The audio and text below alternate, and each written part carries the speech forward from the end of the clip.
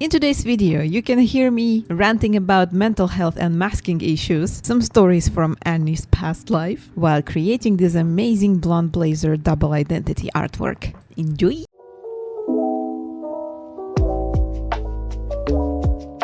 Hello everyone! Welcome back to Drawn by Annie channel, where I'm showcasing my art process as well as yapping about different topics. Grab your drinks and let's get started! Do you ever notice that your personality changes depending on who is around you? Most people don't even realize that change is happening, and then suddenly they feel so exhausted after socializing. Yeah, that is a story of my life. Since around mid-school times, I remember that I really needed some alone time after socializing, whether it's school, music school, or just hanging around friends. And it wasn't a conscious decision, it was kinda on autopilot. In school I had to be a smart kid and a good behaving one so teachers would like me. With one group of friends I had to be creative because we were drawing constantly, and the other group of friends I had to be the calm one. And for the longest time I had to analyze myself to finally find what is my true identity, because masking this much around everybody quite literally erases your self-identity. And I have no idea what is the reason. It's either lack of support or the constant performance around everybody, or perhaps a survival mechanism. I'm no therapist, I have no idea. The only idea that I have left is to having to deal with the consequence of such things. And the character of today's artwork is also struggling with something similar, because she has to perform a superhero blonde blazer while actually being a brunette.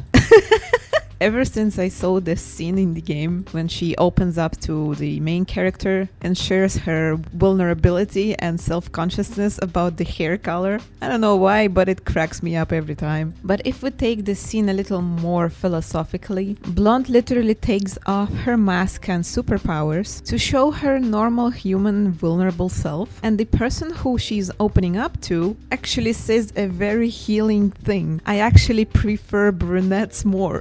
I don't know why, but I feel like this is not about the appearance at all. It would be such a healing thing to hear from the people who you had to mask around, that they would say, I actually prefer your real self, you know? Now, being an adult person who also goes to therapy, and with all the newly acquired mental health tools and also a lot of researching on this topic, we are living in a time where we can actually heal from such psychological traumas, let's say, and we don't have to carry all these burdens and all these heavy thoughts on our backs anymore. I mean, of course it requires a lot of work and a lot of self-awareness and a lot of reading probably too, but at least there's an option now. Because you know, a lot of people even 20 years ago weren't as educated and they were really busy trying to freaking survive, at least in the part of the world where I am coming from. And the context of time period is actually very important too. Like, I'm sure a lot of people didn't want to traumatize their kids or being traumatized by their own parents, and everybody's story is very different and unique. This is something that we cannot really generalize because everybody's story is so different from another. The only thing we can do is to take it as it is and kind of accept the consequence and work with whatever is available. And also keep in mind that nobody's perfect and nobody ever will be perfect. For me personally, masking is a survival tool that even up until this day, being at 30 plus years old, I'm still unlearning to not use it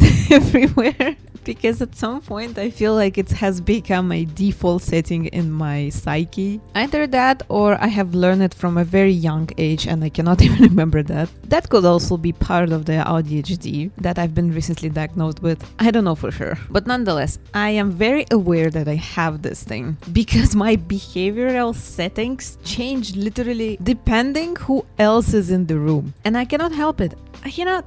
This is just how my brain works. And you know, the hardest part is to explain this to someone who has been in your life for years, rather than to tell this to a newly befriended person. Ironically, the longer you know the person or the longer they've been around you, the more information they have got from your past actions, and they're kind of biased to think that you are the same person as from the moment they have met you or they have to got to know you. While frankly speaking, this is is not true at all. A lot of newly acquired friends of mine know about true me or my actual self way more than my own family, because they are judging me by everything they have seen from me ever since I was a child. And for some reason, the older your relatives are, the more they think they are right, or the more they think they know you, because they think that they have been around you for so long that they have seen everything, you know? While in reality, you are a completely different person.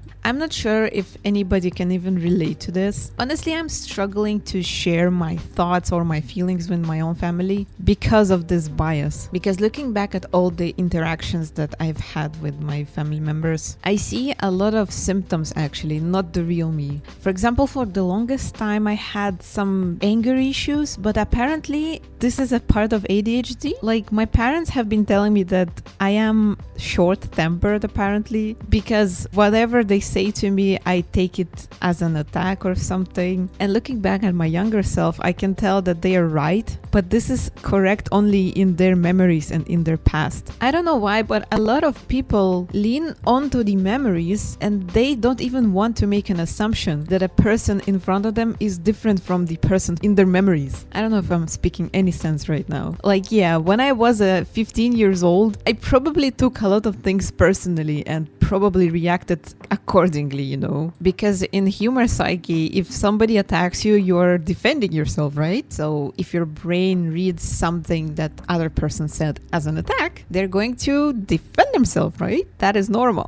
Ironically, the people who are saying that, oh, you're overly defensive or stuff, or you're so short-tempered or dramatic, don't want to change anything about their own behavior to, you know, prevent the other person being defensive. They only want you to change, so put your guard down, bitch, and let me stab you right in your heart with all these hurtful and negative messages that I want to tell you. Like, no, defending yourself in these situations is pretty normal and common, and it's supposed to happen.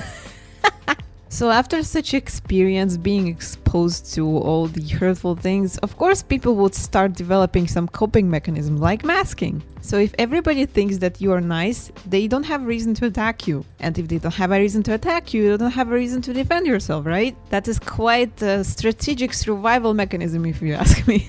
Human body is truly magical. All these thoughts made me realize the only one important thing, that everybody just wants to be loved and understood. And if only we can be a little bit kinder to those around us, and maybe a little bit more tolerant and understanding, maybe we all wouldn't have to mask as much. Like, imagine a world where people are coming from the curiosity perspective and just trying to genuinely understand where the other one is coming from. Like, isn't this a definition of love? I don't know. You give me the answer down in the comments. This is a topic that I could discuss about endlessly, and I'm looking forward for your thoughts down in the comments. Let's make a discussion happen. On another note, I'm so freaking obsessed with these markers. The flow is so smooth and the drawing on the sketchbook looks actually like a digital art. Good job, ENMY, for creating such an amazing quality markers. Anyway, I hope you enjoyed this video and I hope you enjoyed my little rant.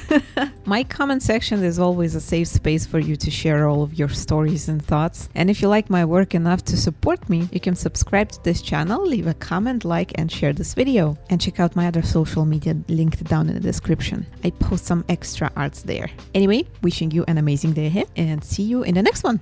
Bye bye.